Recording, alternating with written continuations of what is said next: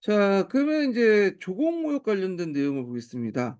자, 조공무역은 이제 그 조공과 회사 형식 간무역인데요. 주로 이제 조선사신들이 왕래하면서 이제 했고, 또 명나라 사신도 왕래하면서 했던 무역이 조공무역이에요. 그래서 우리나라가 이제 중국의 사절단을 되게 많이 파견하죠. 그래서 이제 뭐 하정사, 성절사, 동지사 등 정기적으로 이렇게 보내는 사절단 외에도 그 당시 사은사, 주청사, 진화사, 진의사 등등 여러 가지 이제 사절들을 보내는데요. 보통 1년에 3-4번 보냈다고 보시면 돼요. 그래서 이런 조공무역이 이제 행해지기 시작했는데 이때 이제 수출품들은 주로 뭐냐? 말, 인삼, 모피, 모씨, 하문석 이런 것들이고요. 수입품들은 비단, 약재, 서적, 도자기 이런 것들이요. 근데 여기서 좀 이제 문제가 됐던 게 이제 말인데 원래 이제 원나라 때 원간섭기 때 우리나라가 이제 말을 많이 사육했잖아요. 그러다 보니까 이 명나라도 이 말을 많이 요구했어요.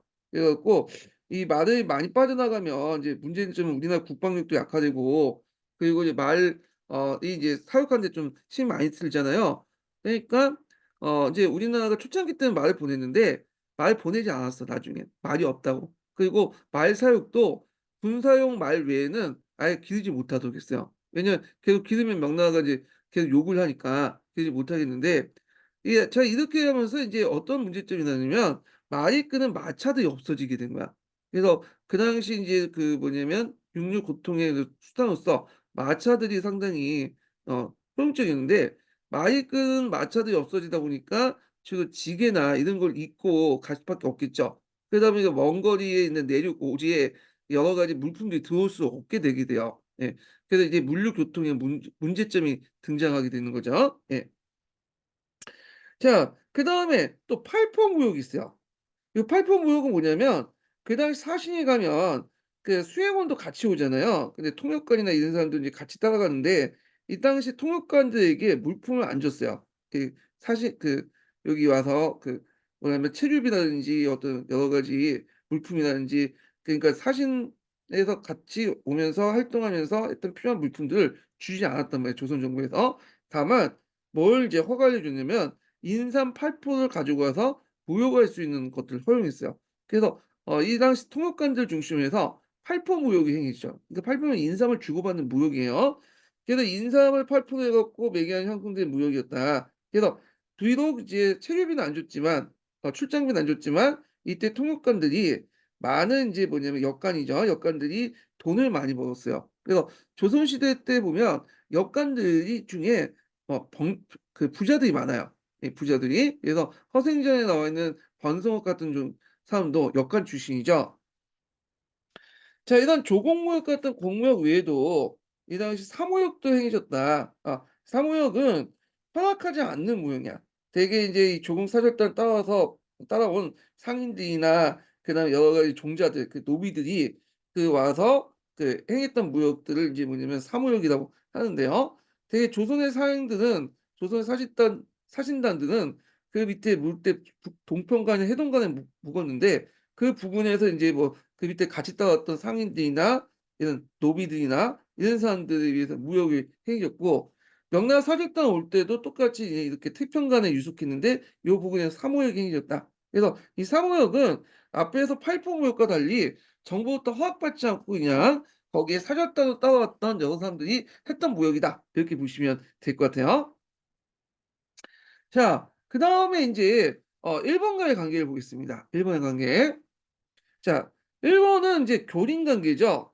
근데 이게 상당히 이제 좀 복잡한 게 뭐냐면 조선 전기 때는 일본에 어떤 이제 확고한 정치 집단이 성립되지 않았어요. 그 당시에 인제 조선 전기 때 무르마치 막부라고 하지만 무르마치 막부 자체가 막부 정권 중에 제일 힘이 약한 막부였고요. 그리고 인제 후반기에 들어가면 전국 시대로 넘어가잖아요. 그래서 이제 이런 이제 환경 때문에 그 당시 이제 막부 외에도 다양한 세력들이 존재하고 있었다. 그러니까 이제 조선 후기 때 애동 막부는 좀 달라요. 예. 그래서 그 당시 막부는 중앙 정부로서 인제 뭐냐면 이 관계는 평등한 교린 관계죠. 조선하고 이제 교린 관계를 맺었고 조선도 정기적으로 통신사를 파견해요. 원래 이 통신사도 세종 때 파견하고 나서 그 후엔 파견되지 않아요. 그 이유는 뭐냐면 그 당시 인제 그 온이의 난이 일어나고 나서 무르마치 막부가 거의 뭐냐면 약화되죠. 그래서 더 이상 중앙정부로서 기능을 못 하게 되면서 파견하지 않아요. 그래서 뭐 그 프로그램들 보면 역사 프로그램 보면 임진왜란이 인제 그 이때 조선의 어떤 방 조선이 인제 방심했다. 그래서 그 이후로 인제 일본에 150년 동안 통신사를 파견하지 않았기 때문에 일본 정세를 잘 몰랐다. 그 마치 이것만 들으면 우리나라가 마치 뭐 세국 정책을 해 가지고 인제 그런 것들은 좀 보일 수 있지만 그럴 수밖에 없었던 게 그 당시에는 일본의 중앙 정부가 존재하지 않았기 때문에 전국 시대였잖아요. 그러니까 인제 당연히 파견하지 못했던 거죠. 세종 이후부터 파견되지 못했던 거고 나중에 인제 그 도요토미 히데요시가 인제 집권하고 나서야 도요토미 히데요시의 요청에 따라 이제 파견됐던 거고요. 예.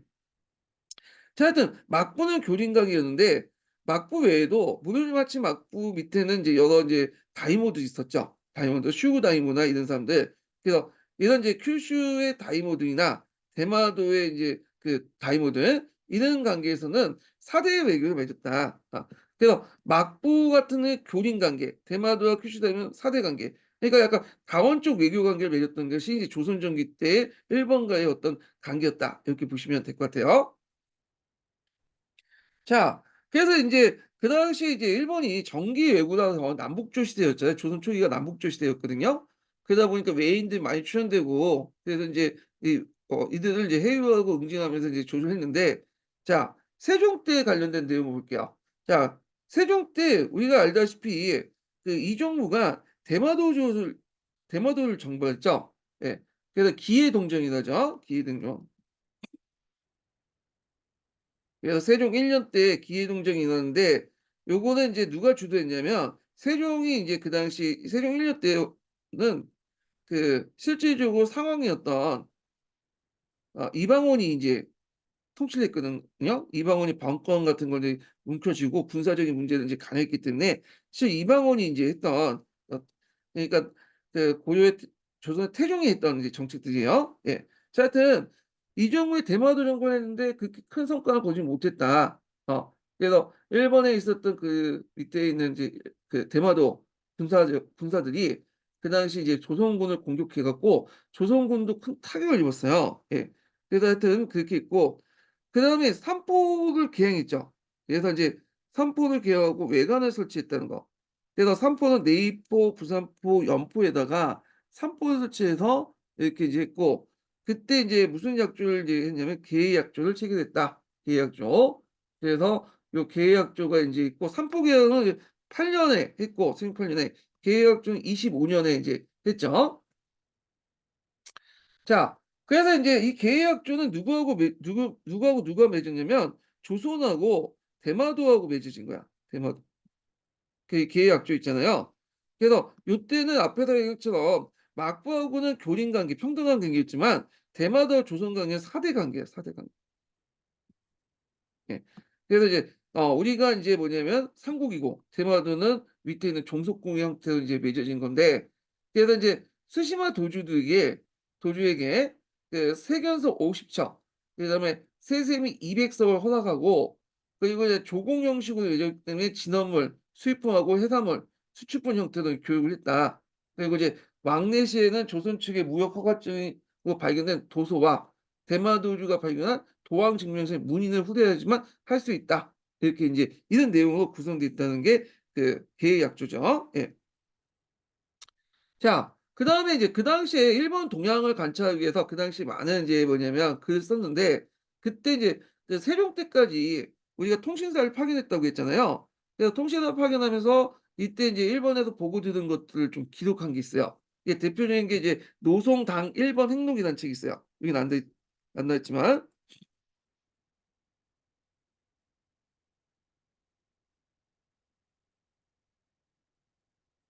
노송당 일본 핵무기라는 책이 있는데 이건 세종 2년 때 그 당시 통신사를 파견했던 인제 뭐냐면 송희경이라는 사람이 썼던 글이에요 이게.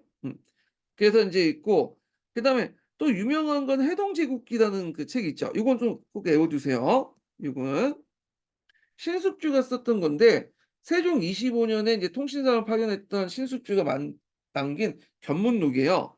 그래서 이제 이 당시 일본에 머물렀던 신석주가 그 당시 세종 시기 때 인제 이렇게 그 머물렀는데 그 당시 후에 이제 성종의 명령을 받고 견문을 해동 제국기를 완성했다. 그래서 세종 시기 때 그 가서 통신을 얻던 신석주가 나중에 이걸 바탕으로 해 갖고 성종 시대 때 만든 책이 해동 제국기다. 그렇게 읽으시면 돼요.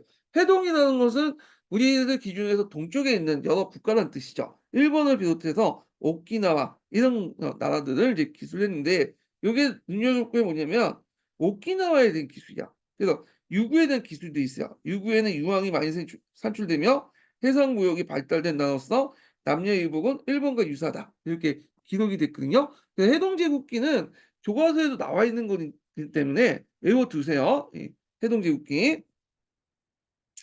그래서 인제 있고 그다음에 그 외에도 체부의 포회록 같은 것도 있어요. 이 포회록은 체부라는 사람이 제주도를 갔고 인제 다시 서울로 올라갔다가 그 이제 뭐냐 폭풍우 때문에 다시 포류해 가지고 뭐 오키나와 중국을 거쳐 다시 돌아오는 그 얘기를 기록을 해 놨거든요. 그래서 체부의 포회록도 예전에 교과서에 나와 있기 때문에 한번 읽어 보시는 것도 좋을 텐데 한번 읽어 보겠습니다. 자, 1488년 체부는 제주도에서 나주에 배를 타고 오다가 흑산도 부근에서 풍랑을 만나 포류하여 중국의 저장성 니하이현에 도착했다. 체부는 이곳에서 명예 관리를 조사를 받은 후 일행 44명과 함께 대운하를 거쳐서 수조, 탱진, 베이징을 거쳐서 라오 등을 공유해서 148일 만에 귀국했다. 그래서 체부가 귀국하자 이제 성종은 그간의 상황을 정리해서 보고하라고 명령을 내렸고 이에 체부는 일기 형식의 포회록을 작성했다. 그래서 그는 당시 명예의 어떤 정치, 경제, 풍습, 그 지리, 교통, 도회지, 풍경 등을 상세하게 이제 정확하게 기록했고 또한 중국 수차 제작 방법과 이용법을 배워와 직접 시연하기도 했다. 자, 포회록은 18세 후반 일본의 당토탱정기라는 이름으로 번역 출간했으며 자, 이게 당이라는 뜻은 중국이에요. 중국은 이제 보통 그 당시 당나라라는 대명사를 쓰면서 불렸죠. 그래서 이렇게 번역 출간했으며 중국에 대한 지식과 정보가 부족했던 일본 지식인들 사이에 널리 익혔다. 이 포회독도 좀 기억을 해 두시면 될 것 같아요. 자, 그러면 인제 우리가 임진왜란 전에 인제 조그만 외란들이 일어났잖아요, 외변들이. 그 외변들을 한번 정리해서 좀 보면 중종 5년 때 일어난 것이 삼포회란이에요, 삼포회란.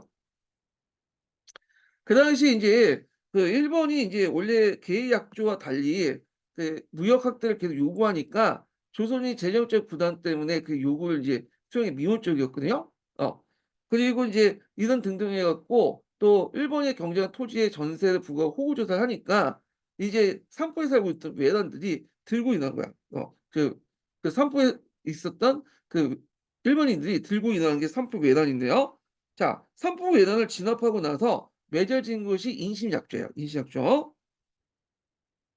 자, 인신약조는 아까 앞에 있었던 계의약조보다 좀 더 이제 일본인들 입장으로 볼 때는 좀 짜게 그 맺어진 약조죠. 그래서 일본인들이 이제 뭐냐면 삼포 중에 일본인들이 들락거릴 수 있는 것을 제포만 허용됐고요.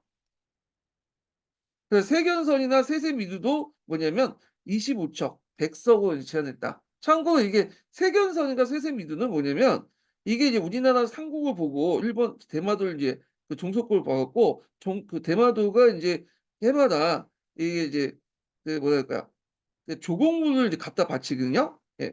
그리고 이 조공물을 주면 그거에 대해서 이제 뭐냐면 약간 이제 막 그 회사품을 주죠. 그래서 이제 이 과정에서 이제 했던 무역이 조공무역인데 이 조공무역의 이제 배수나 그다음에 회사품을 양을 줄이는 거야. 그래서 세견선은 25척만 파견하도록 하고 조공을 보낼 때 그다음에 우리가 이제 거기에서 거래할 수 있는 이제 양 뭐냐면 회사품과 이렇게 이제 뭐냐면 그 그 조공품을 이렇게 거래량을 100 석으로 한정해 둔 거죠. 그래서 이런 식으로 해 갖고 인제 뭐냐면 앞에 있었던 계약조보다도 훨씬 더 규모를 줄여 놨다. 이렇게 보시면 되겠죠. 예. 자, 그래서 인제 이렇게 있고 그다음 사왕지 외변이 있었어요. 그래서 사왕지 외변 때는 명종 때 일어났는데 정유약조를 맺었죠. 그래서 이 정유약조 때 인제 뭐냐면 있고 사왕지 외변은 그 당시 인제 그 원나 왜구 20척이 그 왜군 20척이 사형제를 공격해서 조선 수군을 살상한 사건이거든요.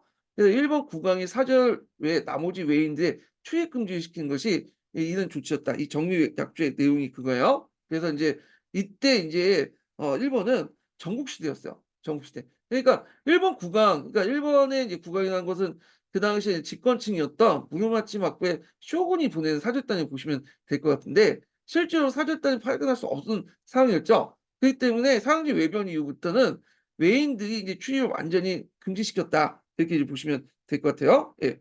그리고 있고 그다음에 인제 이 사상지 외변 좀 있다가 일본이 계속 요구를 하니까 이건 중종 때 일어난 거고 정리약조를 맺었어요. 정리약조는. 잠깐만요.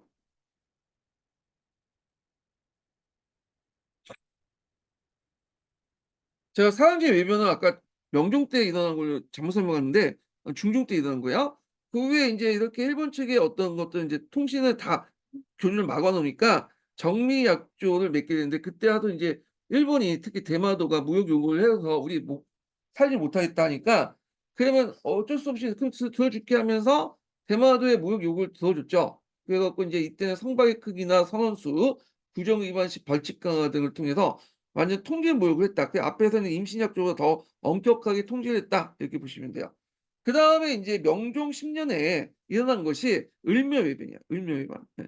이 을묘외변은 임진왜란 전에 일어난 외변 중에 제일 큰 외변이에요. 예. 요게 있는데 그 당시 인제 이 외변의 주체는 대마도가 아니라 큐슈 지역에 있는 어 그 왜구 집단이라고 보고 있거든요.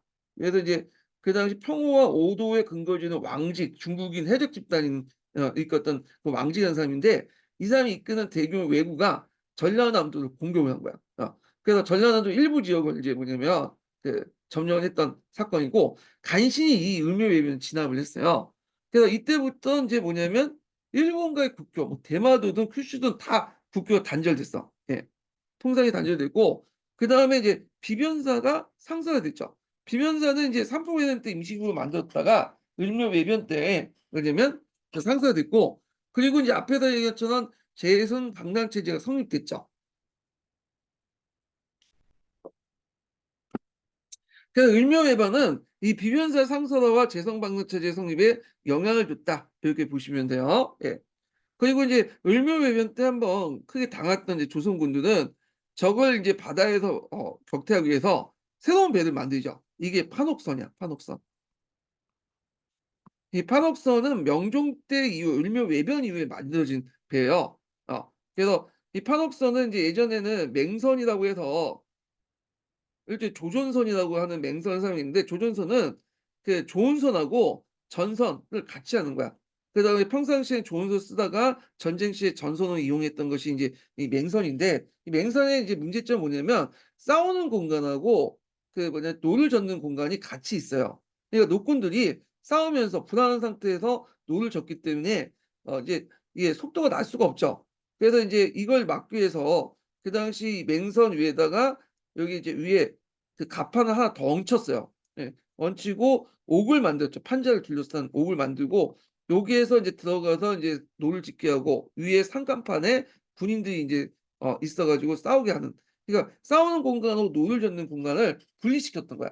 그리고 한편 이제 여기 보면 갑판을 하나 더 올리고 그 중간에 옥을 만들었기 때문에 이게 뭐야 배의 높이가 올라갔죠. 그러니까 일본 애들의 특기가 뭐예요? 이게 건너와 가지고 그 건너서 인제 사다리를 태워 가지고 이제 남의 배를 타 가지고 건너서 이제 근접적으로 이기는 싸우는 방법이잖아요. 근데 일본 애들이 배의 높이가 높아짐에 따라서 근접전을 할 수 없어. 왜냐면 사다리를 올릴 수도 없고 밧줄을 던질 수가 없으니까 자 그래서 올라갈 수 없으니까 이 근접전이 불가능하잖아요. 그래서 이 파옥성은 상당히 일본하고 싸울 때 상당히 적합한 배다. 일본의 근접전을 막을 수 있는 배였고요. 판옥선을 인제 뭐냐면 갑판을 뜯어내서 그 위에 인제 이렇게 어 동그란 이제 철갑을 입혔던 것이 뭐냐면 거북선이죠, 거북선. 예. 그래서 하여튼 요렇게 있다라는 걸 좀 기억을 해 두시고 자 을묘외변이 있고 그다음에 넘어가서 인제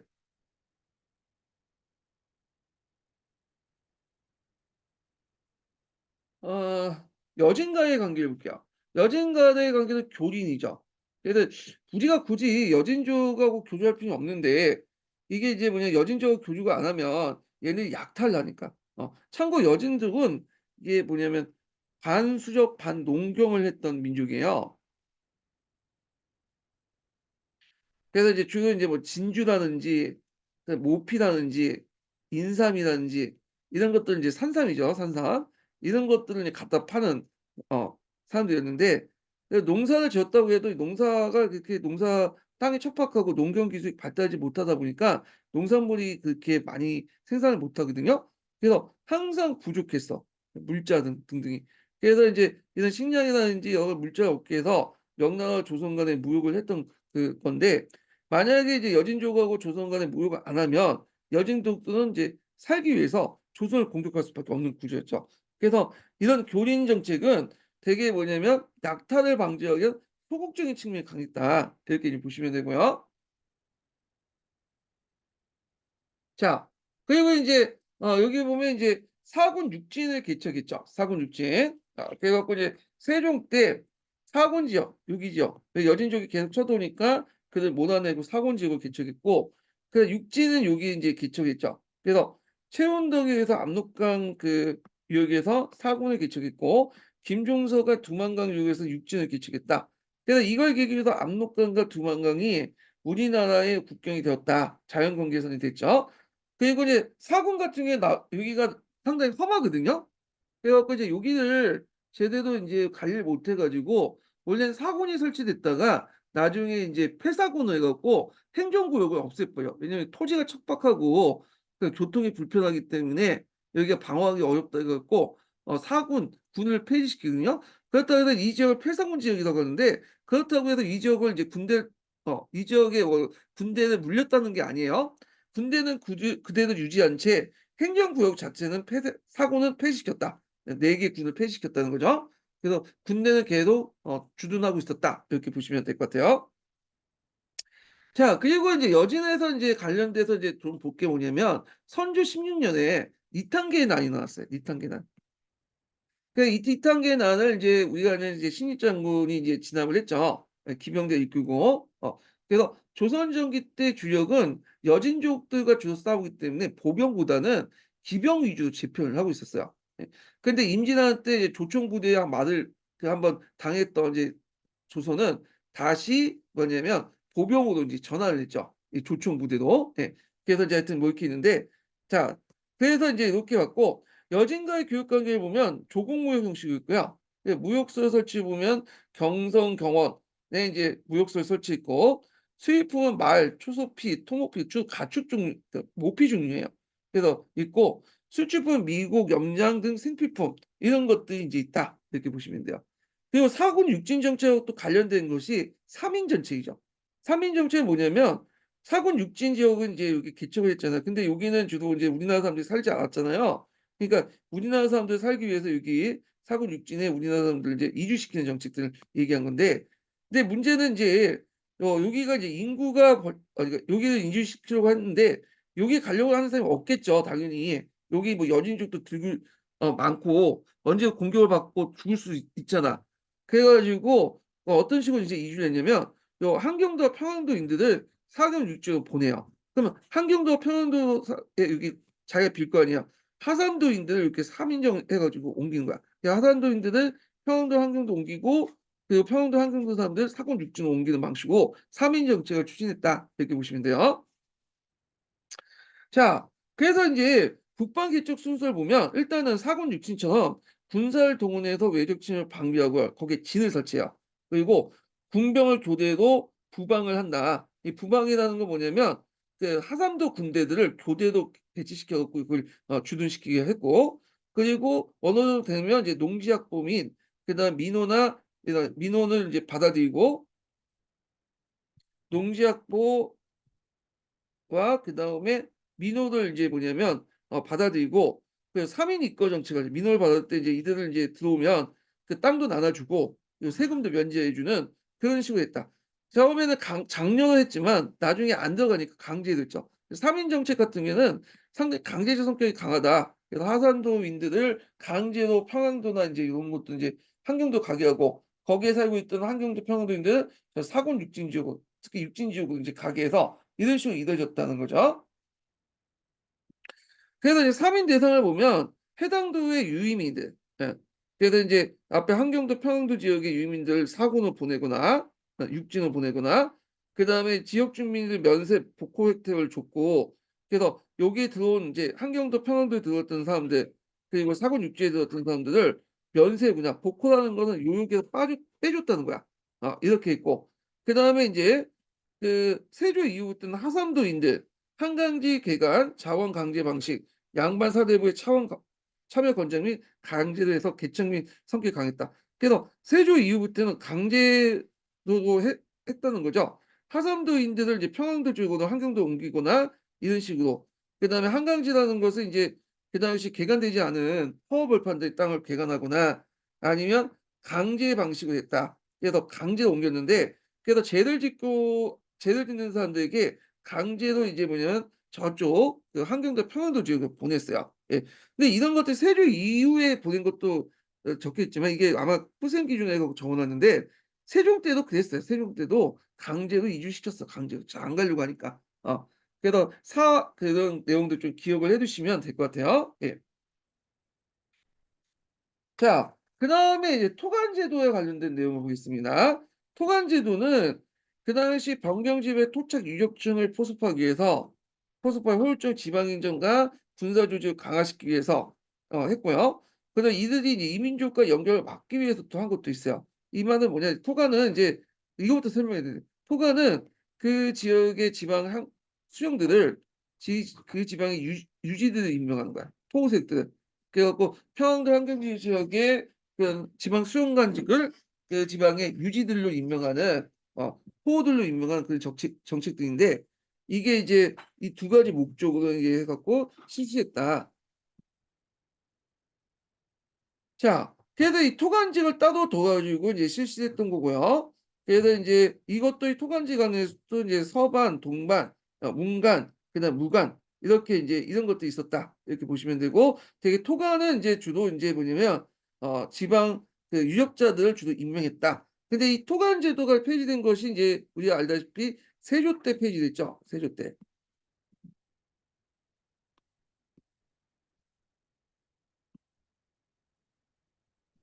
토관제도가 폐지되면서 그 당시 인제 세조가 자신의 이제 훈구 대신들의 어떤 인척이라든지 자식들을 요 토관에 임명하다 보니까 요때 이제 기득권자인 이시해가 이에 불만을 품고 유황소를 통해서 결집해 갖고 들고 일어난 게 이시해난이잖아요. 예. 자 그래서 이 시의 난을 깨기 위해서 토가는 이제 풍계에서 낮아지고 이제 그 풍계직을 다 상실되고요. 향리직으로 격화돼요, 이서로. 그러니까 우리가 가는 이제 풍계고 그다음 밑에 있는 지방 항리들은 이제 이서 계층이잖아요. 그러니까 풍간직이 없어지고 이서 계층으로 전환된다. 이렇게 보시면 되고요. 자 그 내용들 기억을 해 주시면 이 목적이 이게 중복돼 있네요. 예. 자 그다음에 그 외에도 동남아시아의 여러 나라들과 인제 교류했죠. 오키나와 그다음에 그 사이안 그 자바 이런 나라들과 이제 교류했다. 이렇게 보시면 되고 특히 유구와 교육이 인제 활발해졌는데 유구는 오키나와죠. 이때 유구가 이제 불교 국가잖아요. 그래서 이제 대장경을 줬던 불경이나 유교 경전, 범종, 부처를 건네주고 물론 대장경 조파를 건네줬던 게 아니라 인쇄본을 건네줬다는 거예요. 그리고 인제 그 건너져서 그 나라의 불교 발전에 큰 기여를 했다. 이렇게 인제 보시면 될 것 같아요. 유구. 자 그다음에 이제 넘어가서 이제 임진왜란 관련된 내용을 좀 보겠습니다.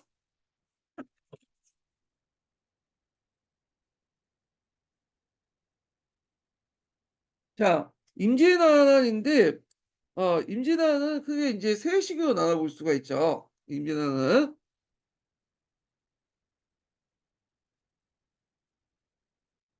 우리가 이제 임진왜란 이제 초창기 때 이제 임진왜란 이렇게 우리가 이제 임진왜란 초창기 때 인제 인데 이건 큰 범위의 임진왜란이고 작은 범위의 임진왜란을 보시면 돼요. 그래 갖고 이제 전쟁 시기인데 1592 년부터 93 년까지 있었고 요 시기 때 일본군이 부산포 동래선 전투를 계기해 갖고 이제 상륙한 다음에 이제 북진해서 서울도 먹고 개성도 먹고 평양까지 먹고 그렇게 했고 뭐 우리가 이제 3대 대첩도 인제 요때 일어났고요. 근데 인제 이렇게 하다가 명나라하고 일본과의 정전협정이 맺혀져요. 정전 협상을 이제 하게 되죠. 요 시기가 이제 4 년인데 되게 길어요.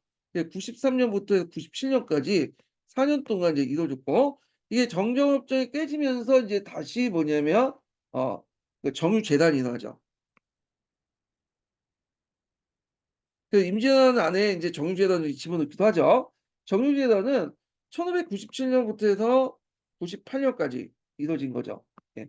그래서 요때 인제 대규모 인제 뭐냐면 공격을 통해 전라도 일대가 일부 기습당해서 남원이 함락당하기도 하고 그리고 우리 아니면 명랑대첩이라든지 이렇게 직산 전투 같은 것도 이뤄지죠. 결국에는 일본이 인제 도요토미 히데요시가 죽고 나서 철수하게 돼요.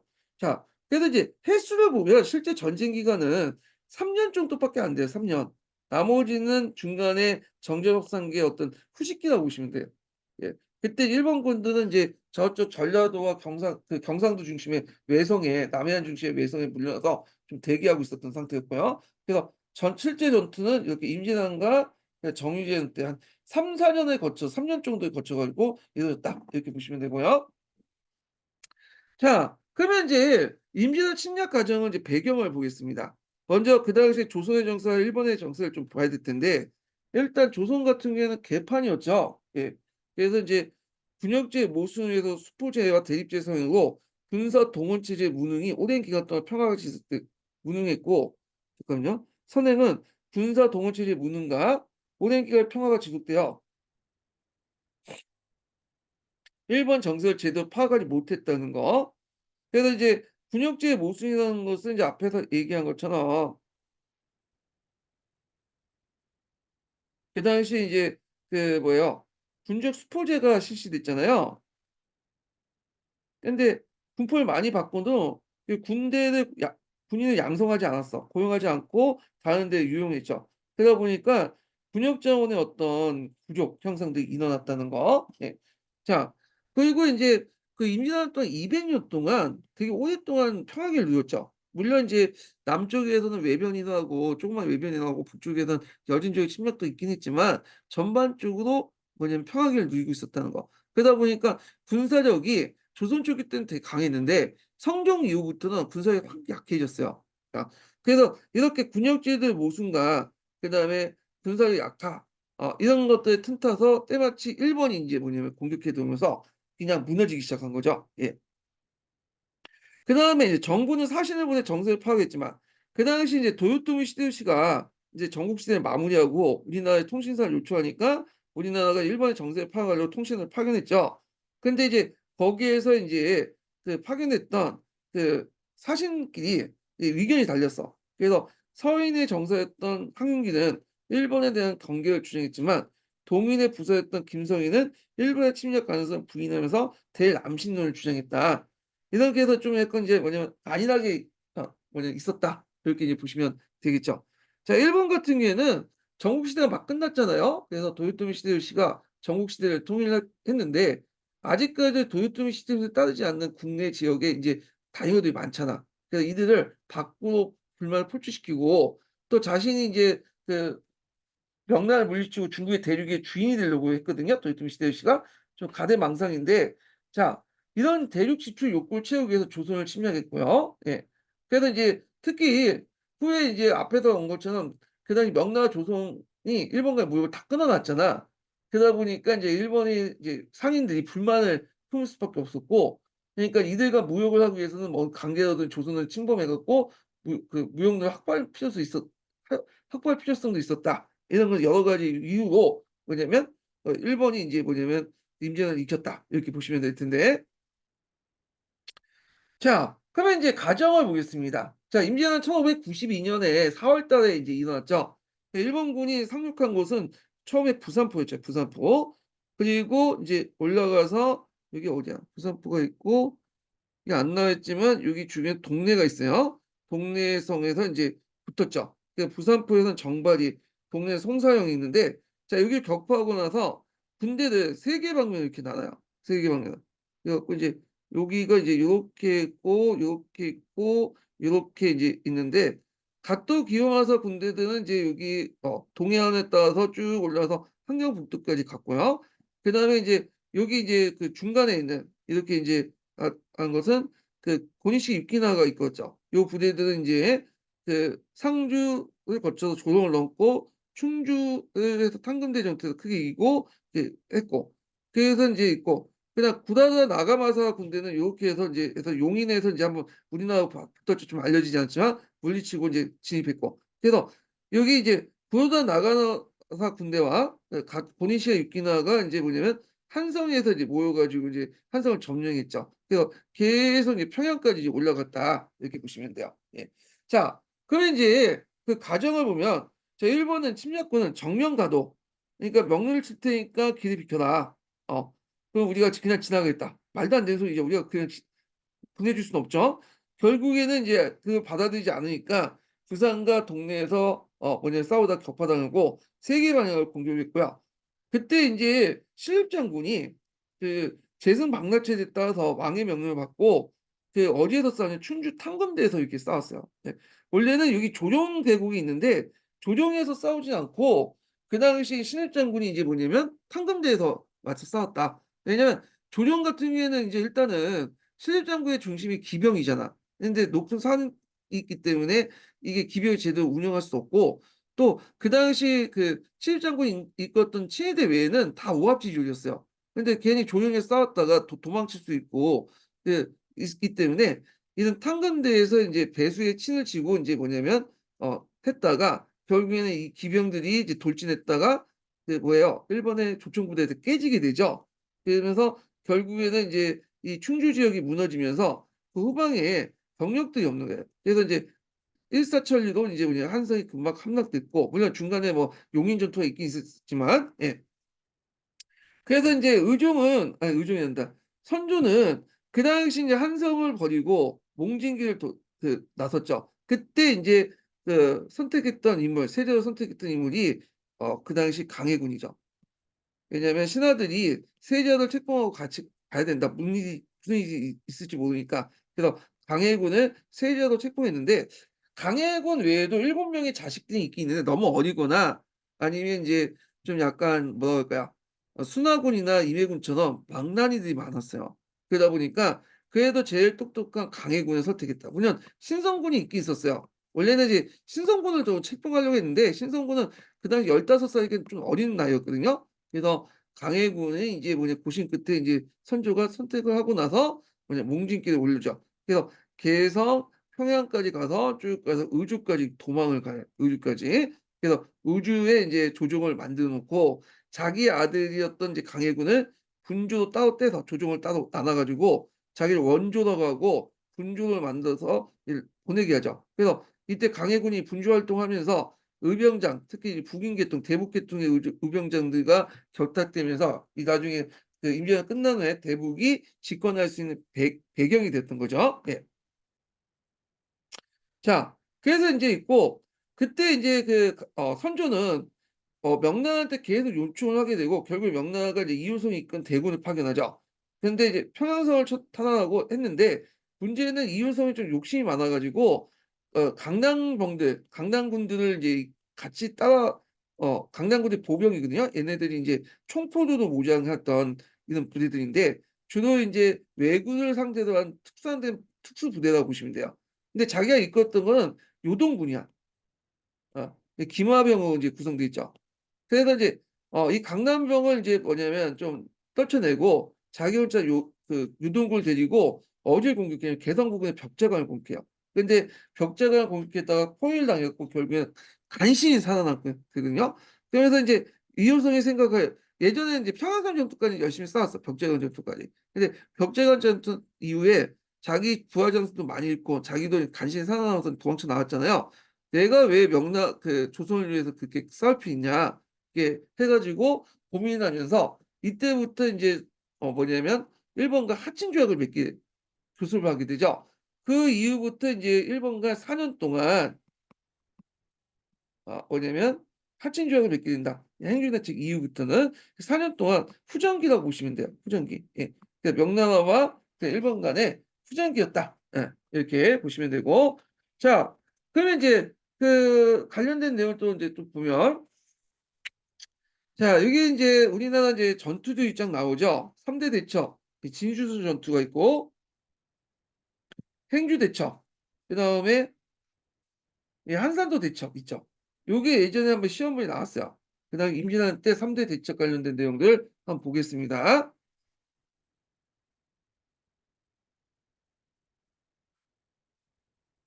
자, 여기에서 이제 먼저 볼 게 그 진주선 전투인데, 그때 이제 진주라는 곳이 상당히 전략적 요충지다. 여기 진주에 여기 있잖아요. 예.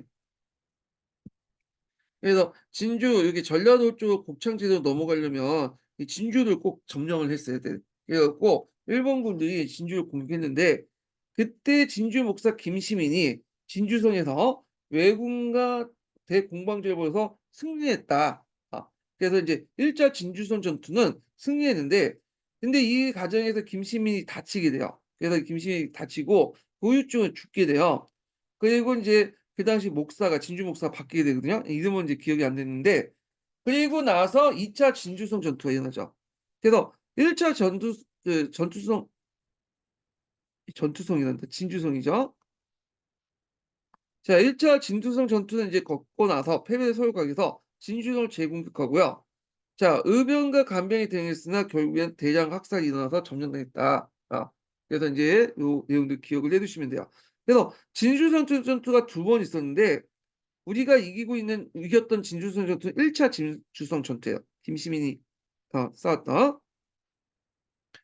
그 다음에 이제 행주대첩 보겠습니다. 행주대첩.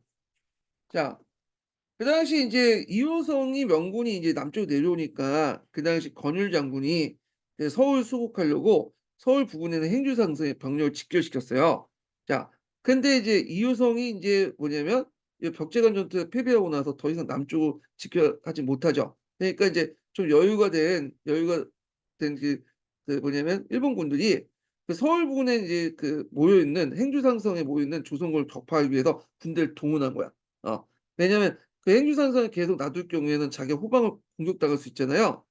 그래서 이제 행주상성을 공격했고, 그때 이제 뭐냐면 그 권율이 국민과 합동으로 왜군을 격퇴를 했다. 아, 그래서 이때 이제 하양 무기를 적극적으로 이용했죠. 하차부터 시작했고, 하차는 오늘날 보면 다연장 로켓포라고 보시면 돼요. 그다음 비결 지천내라고 했고,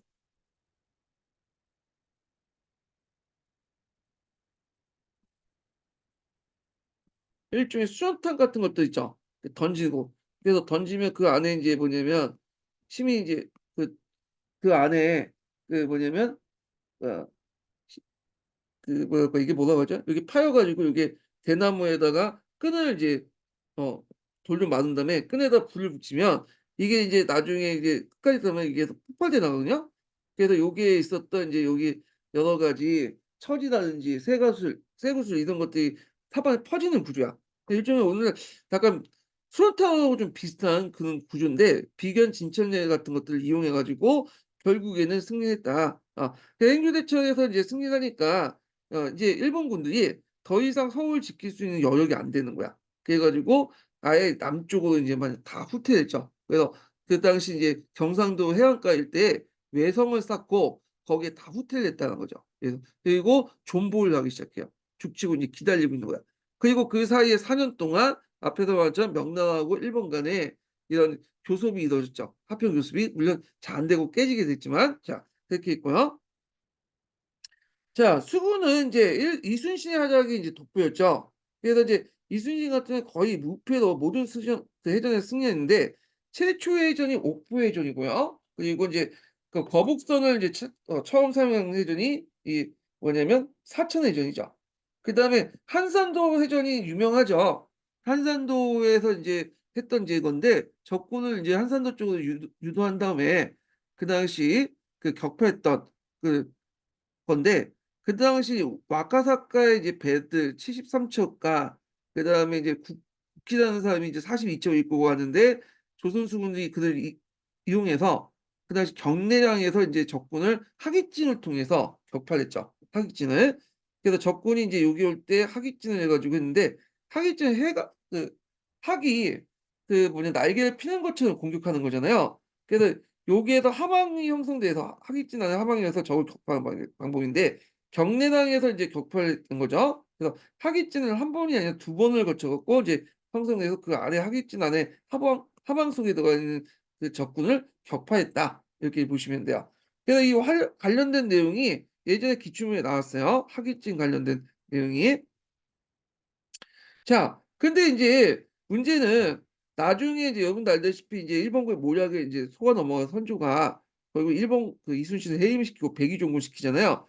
그때 원균이 이제 어 수장을 맡게 되는데 이 원군이 실천량 해전에서 이제 패살을 하게 돼요. 그래 갖고 결국엔 남은 12쪽 가지고 울동목에서 인제 싸운 전투가 그 유명한 명량해전이죠. 그 명량해전 때 이제 뭐냐면 이순신이 백의종군을 해 갖고 인제 상군 삼도 수군 통제에서 복귀하면서 싸웠던 전투인데 12척을 가지고 거의 인제 배인 100척 이상을 쳐부셨던 그 전투가 명량해전이다. 그래서 이런 것도 좀 기억을 해 주시고 그다음에 마지막 전투가 노량해전이죠. 도망갈 때 끝까지 싸우다가 나중에 여기서 죽잖아요. 자, 그러면 이순신의 활약은 어떤 의의가 있냐? 왜군의 해상도를 봉쇄했다.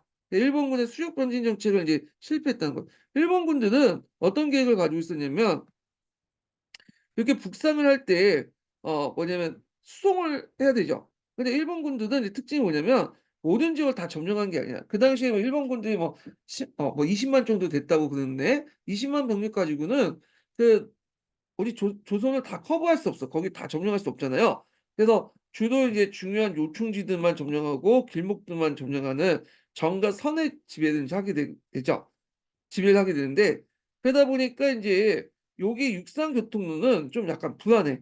이게 성으로만 연결돼 있기 때문에 면을 다 지배한 형태가 아니기 때문에 도중에 이제 공격을 받을 수 있고 그래서 의병들이 육상교통에 공격을 하니까 이게 다 끊어졌죠.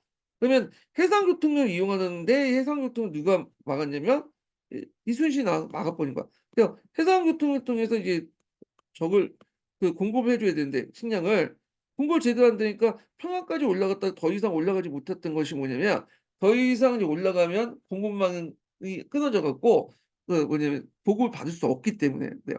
그래서 상당히 이제 수육 병진 정치 작전을 하려고 했던 일본군의 어떤 것을 끊어서 결국에는 일본군의 공격을 좀 지체시켰고 평양성까지 이렇게 가서 점령하고 나서 '그만두겠다.' 이런 데 의미가 있는 거죠. 그래서 육상교통은 의병이 다 끊어 놨고 해상교통은 그 당시 일본군 이순신이 다 끊어 놨다. 이렇게 이제 이해를 해 두시면 돼요. 그리고 인제 또 하나의 의의는 뭐냐면 외구의 해상 봉쇄도 있지만 또 하나가 호남 지방을 중심한 곱창지대를 보호했다는 데 의미가 있다. 그래서 왜구가 여기 들어와서 이제 곱창지대인 호남을 장악해 버리면 여기를 인제 뭐냐면 식량 창고로 해 갖고 더 북상을 할 수 있겠죠. 보급도 원활히 할 수 있고. 근데 이순신이 여기 호남 지방의 곡창지대를 보호했기 때문에 왜구가 호남 지역에 들어가지 못하죠. 물론 정유회담 때 이제 남원선을 중심으로 해 갖고 섬진강을 타고 이제 들어오긴 했지만 호남 전체를 장악하지는 못했잖아요. 예. 자, 그래서 인제 이런 내용도 좀 기억을 해 주시고요. 그 당시에 인제 뭐냐면 해전에서 크게 승리했던 이유가 우리가 인제 이순신의 어떤 리더십이나 전략 전술도 있겠지만 이 판옥선이라는 배 때문에 그런 것도 있어요. 앞에서 얘기했던 판옥선은 명종 이후부터 만들어진 배죠. 그래서 이제 노젓는 공간하고 전투 공간, 싸우는 공간을 분리시켜. 그래서 여기 보면 이제 그 갑판에다가 뭐냐면 상가판을 더 만들어서 여기 중간에 옥을 만들고 여기에 노젓는사를 배치시키죠. 일부 대포를 배치시키고 여기 싸우는 상황을 이제 하고. 그래서 인제 있고 이게 이제 배가 인제 갑판 하나 더 올리고 여기에 판옥을 이제 새롭게 만들다 보니까 판옥이라는 곳을 만들다 보니까 어떻게 돼요? 높이가 올라가죠. 그래서 적이 올라가기 어려운 구조를 만들었다. 그래서 이 판옥서 같은 경우에는 평저성 구조 형태이기 때문에 되게 좌우 선회적이 높고요. 성과 암초가 많은 곳에서 안정적 운영할 수 있는 것이 인제 운영할 수 있다 이렇게 보시면 돼요. 그래서 이런 좌우 선행력 때문에 성과 암초가 많은 조선의 연안에 상당히 적합하였다 이렇게 보시면 될 것 같아요. 그래서 인제 이런 내용도 파악하고 자 의병의 한쟁을 볼게요. 자 원래 초창기 때 이제 전쟁 자중에는 이제 그 조선군이 패했잖아요. 강군 위주로 패했는데 근데 이제 이런 것들이 이제 이때 후반기에 들어가서 의병들이 이제 주 역할을 하게 돼요. 초기 때는 그렇지만 중반 넘어가서 의병들이 항쟁하게 되는데 의병들이 큰 효과를 이제 누렸 크게 잘 싸웠던 이유가 뭐냐면 일단은 그 당시에 지도층이 양반 유생들 중심으로 뭐냐면 했고 이 양반 유생들 따랐던 일반 백성들 동조했던 거죠. 그래서 탄근대 전투처럼 신립 같은 장군이 내오긴 했지만 신립을 그 당시 사람들이 잘 몰랐죠. 얼굴도 모르고 명성만 알고 있었고 평상시에 내포 관계도 형성되지 않은 상태에서 싸우다 보니까 제대로 싸우지 않겠죠. 도망가고. 근데 이 양반 유생들이 이제는 그 지역에 그 어떤 좀 나름대로 존경을 받던 사람이고 일반 백성들도 양반 유생들 영향력 아래 있었던 사람들이에요. 그러다 보니까 얘네들이 싸우다 도망갈 수 없는 구조죠. 도망가면 찍히는 구조잖아. 예. 그래서 인제 이런 것도 있고 그다음에 항토 지위와 조건에 맞는 무기와 전술을 구사했고 매복, 기습, 이장 같은 유격 전술을 사용했다. 그래서 대표적인 의병장들 보면 충청도에 조은이 있고요. 그다음에 홍위장군 유명한 각재우, 그다음에 전라도 고경명, 그다음에 경기도 김처잉일, 그다음에 그 한경도에 정문구 같은 사람도 있는데 대표적인 각재우나 정문구 정도는 외워두시면 될 것 같아요. 정문구 같은 경우에는 한경도에서 이제 그 큰 승리를 했고 그래서 이제 이때 이제 한경도에 있는 그 왜구들 다 물리쳤죠, 일본 군들. 그리고 이제 나중에 정몽두의 어떤 그 승리를 기념하기 위해서 국간 대책부를 세우죠. 국간이라는 것은 한경도를 의미하는데 한경도에서 왜구를 격퇴하기 위해 격퇴한 과정을 적어 놓은 어떤 이제 그 비문이다 이렇게 보시면 돼요.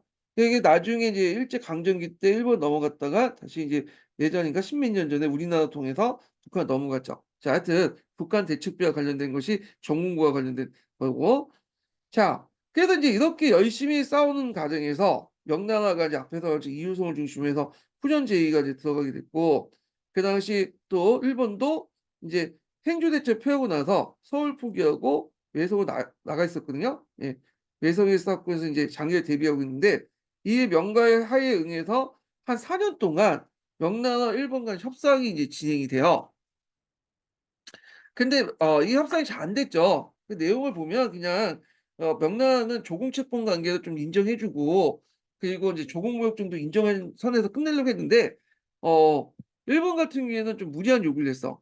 조선의 사도도 달라. 어 그리고 또 그 중국의 그 황제의 딸을 도요토미 히데요시의 첩실로 달라. 뭐 이런 요구를 하니까 안 됐죠.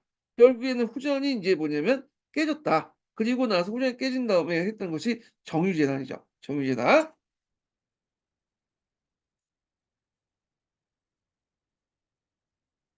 자 그러면 후전해당 기간 동안 군제 정비를 볼게요. 4년 동안 인제 조선은 여러 가지 이제 정비를 했는데 그 내용을 보면요. 자 훈련도관을 설치해서 군대 편제와 훈련 방법을 바꾸고요. 그리고 이제 강남의 전법들 절강 정법 있죠. 절강의 그 정법들을 받아들여 갖고 소급법을 실시해서 지방군의 편제를 개편했다는 거. 그래서 인제 이때 진간 체제를 인제 뭐냐면 다시 복구시키고요. 여기 있네요. 그다음에 소고군을 만들어요, 소고군. 그다음에 하포를 기량하고 항복한 외인들, 항해를 이용해서 조총을 제작했다. 그래서 군대를 정비했다라는 거죠. 그 내용을. 예. 그래서 인제 요 내용들 후전해당 기간 동에 군대 정비 관련된 내용들을 물어볼 수가 있으니까 공부를 해 두시는 것도 좋을 것 같아. 이렇게. 자 그다음에 정유재단이 인제 있는데 정유재단 제가 여기 적어 놓지는 않았지만 정유재단 때 명랑대첩이 일어났고 특히 인제 육군 같은 경우에는 조명연합군에 의해서 그 직산 전투에서 일본군이 패하죠. 결국에는 인제 그 앞에서 얘기한 것처럼 도요토미 히데요시가 이제 죽었다는 소식을 듣고 이제 물러나게 되는 거죠. 예. 자 그러면 임진왜란의 영향을 이제 보겠습니다. 예전에 한번 임진왜란 영향 관련된 내용이 시험 문제 나왔거든요. 예. 임진왜란은 기본적으로 한국, 중국, 일본 간의 국제전이에요. 예. 그래서 동아시아 국제 질서에 큰 영향을 줬던 거고요. 일본과 중국은 정권이 교체됐고 조선 같은 경우에는 인제 조선의 어떤 사대부의 어떤 사회가 더 공고해졌죠. 성리학적 가치 체계가 인제 확산되면서 그래서 조선은 임진왜란과 병자호란 같은 양난을 이제 뭐냐면 극복하는 과정에서 성리학 체제를 통해서 강화를 통해서 극복하려고 했고 그래서 그동안 이제 일본과 중국은 정권이 교체됐지만 조선은 200년 동안 더 유지될 수 있었다. 그렇지만 사회 발전의 역동성을 떨어뜨렸죠. 이게 너무 성리학적인 체제를 강화시키는 과정에서 했기 때문에. 근데 요 부분 나중에 좀 얘기하고요. 자, 하여튼 임시완 영양 관련된 내용이 예전에 시험문이 나왔기 때문에 파악을 할 필요가 있는데요. 자, 먼저 조선을 보면 조선이 제일 피해를 많이 봤죠. 여기에서 이제 인구도 많이 죽고 그러다 보니까 이제 피해를 많이 봤는데 농촌 사회가 파탄됐다. 그래서 인구의 감소와 유민화, 농지 항폐화, 기근과 질병이 망연했고 그래서 농민사회 비참했고 특히 이제 밀란 같은 난이 있는데 그때 대표적인 난이 이제 이모강의 난이 있어요. 이모강의 난. 그래서 이모강의 난은 그 당시 왕실 서울 출신인 이모왕이 불만을 선동해서 민심의 불만을 선동해서 충청도에서 일으킨 난이에요. 이렇게 있고 자, 그다음에 이제 경제적 혼란으로서 국가 재정이 악화되고 그다음에 포력 소지 대장이 이제 소실됐고요. 신분제가 해이됐죠. 그래서 노비 문서가 소속돼서 노비층의 파악이 불가능하고 잠시 이제 납속제가 실시했어. 그래서 이제 뭐 식량 문제 해결을 위해서 식량을 갖다 바치며 여러 가지 이제 뭐냐면 신분도 노비도 이제 양이나 시켜주고 양인들에게 또뭐 공용책을 발행해가지고 벼슬도 주고 그러다 보니까 신분제가 해이가 됐다는 거죠. 그래서 이런 것들은 이제 신문제 회의 등을 해갖고 이제 신문제 붕괴되니까 전후에 이제 성리학적인 어떤 지배 질서를 강조해서 신분제를 다시 강화시키려고 했다. 이렇게 보시면 되겠죠. 자, 그다음 문화와 군사적인 측면에서 문화재의 손실, 전술 무기 발달 촉진, 특히 강남 전법이었던 신전술, 기호신서 같은 것들이 도입됐죠. 그 기호신서는 이제 책 이름이죠. 이게 그래서 지금 이제 전쟁 중에 절강봉법 있죠. 절강봉법을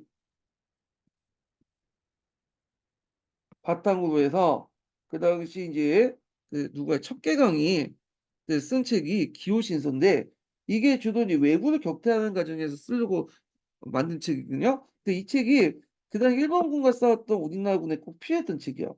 그래서 이 직영 그 절강국법에 의한 그 기호신서가 이제 적혀 있는 여러 가지 전법들 전술들이 들어오게 되고 그 과정에서 우리가 이제 앞에서는 소고법 그래서 소부대 단위의 어떤 편제 방식 소호법도 같이 들어왔다. 이렇게 보시면 되겠죠.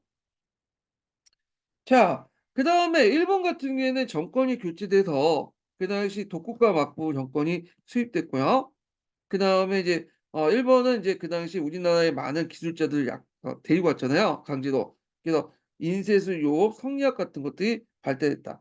그래서 기술자들이나 그다음 학자들에 의해서 이제 성리학이 도입됐는데 일본 성리학의 도입에 큰 역할을 했던 사람이 누구냐면 가낭이라는 사람이 있어요. 가낭. 그래서 가낭이 이제 일본의 성리학을 알려줬고 그래서 이제 이 후에 돌아온 후에 간양록이라는 책을 썼어요. 간양록. 그래서 이름 정도는 좀 외워두시면 될 것 같아요. 이 가낭이라는 사람이 일본군에 포로 잡혔다가 그 다음에 후쿠자 세이코인가? 하여튼 그 사람한테 이제 성리학을 알려줬고요. 그리고 이것이 이제 뭐냐면 후에 일본 그 성리학의 기틀을 이루어줬다. 이렇게 기억을 해두시면 되겠죠. 예. 그래서 후쿠자와 세이코에게 이제 성리학을 알려줬던 강한이라는 인물을 좀 기억을 해두시고 자, 그다음에 이제 요 도자기 기술도 발달했죠. 이 도자기. 그래서 기술자들 많이 잡아갖고 그 도구로서 이제 뭐냐면 이렇게 이용했죠. 대우도 해주고. 그래서 이때부터 일본 도자기가 이제 세계 시장에 팔리기 시작했다. 이렇게 보시면 돼요. 자, 그 조선은 이제 이걸 계기로 외화 외교가 단절됐지만 나중에 이게 좀 세안 문제에 둘러싸고 이제 포로 교환 문제에 둘러싸고 국교가 회복됐고요. 이건 뒤에 좀 얘기할게요. 그다음에 중국은 명의 세트하고 청나라가 성장하는 계기를 마련했다. 청나라 이제 만주족들이 그 당시 명나라로부터 통제를 받았는데 명나라가 임진왜란에 이제 뭐냐면 신경 쓰는 동안 이 만주족을 제대로 통제를 못했죠. 그러다 보니까 이제 만주족에 있었던 건주 여진 쪽에서 그 누르하치가 등장해서 여진 쪽을 통합을 하고 결국에는 이제 후금을 세우게 된 거죠. 예. 그래서 이제 이 내용도 이제 파악을 해두시면 될 것 같아요. 자, 그래서 이제 이렇게 해서 임진왜란 이제 끝났고 마지막 인징본 알려드릴게요. 제가 아까 인징본 얘기 안 했죠? 예.